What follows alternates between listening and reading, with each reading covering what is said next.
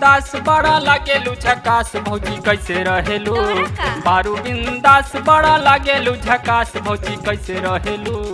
भैया करे हैं परद सबे निवास भौजी कैसे रहेलू। जा जा भैया करे हैं परदेश सबे निवास भौजी कैसे रहेलू। बारू बिंदास बड़ा लागेलू झकास भौजी कैसे रहेलू। बारू बिंदास बड़ा लागेलू झकास भौजी कैसे रहेलू। भैया करे हैं परद सबे निवास भौजी कैसे रहेलू। भैया करे हैं परदेश सबे निवास भौजी कैसे रहेलू।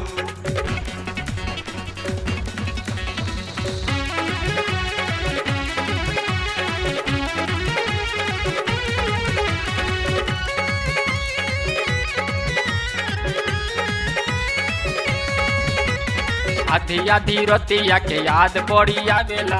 याद बड़ी आवेला हो याद बड़ी आवेला। आहर परेशानी भौजी हमके सतावेला। हमके सतावेला हो हमके सतावेला। छल के जवानी कैसे होता बर्दाश्त भौजी कैसे हाय रहेलू। दैया छल के जवानी कैसे होता बर्दाश्त भौजी कैसे रहेलू। तोहरा का? भैया करे हैं परदेश में निवास भौजी कैसे रहेलू। भैया करे हैं परदेश में निवास भौजी कैसे रहेलू। भैया करे हैं परदेश सबे निवास भौजी कैसे रहेलू। भैया करे हैं परदेश सबे निवास भौजी कैसे रहेलू।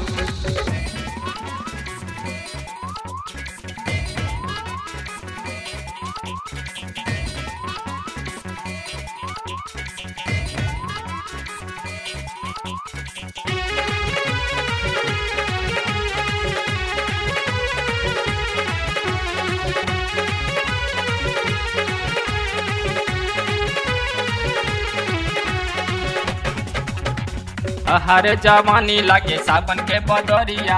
सावन के बदरिया हो सावन के बदरिया। मन करे तहारा से खेलती कजरिया। खेलती कजरिया हो खेलती कजरिया।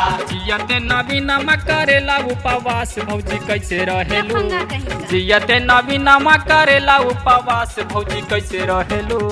भैया करे हैं परदेश में निवास भौजी कैसे रहेलू। भैया करे हैं परदेश में निवास भौजी कैसे रहेलू। जा जा भैया करे हैं परदेश सबे निवास भौजी कैसे रहेलू। भैया करे हैं परदेश सबे निवास भौजी कैसे रहेलू।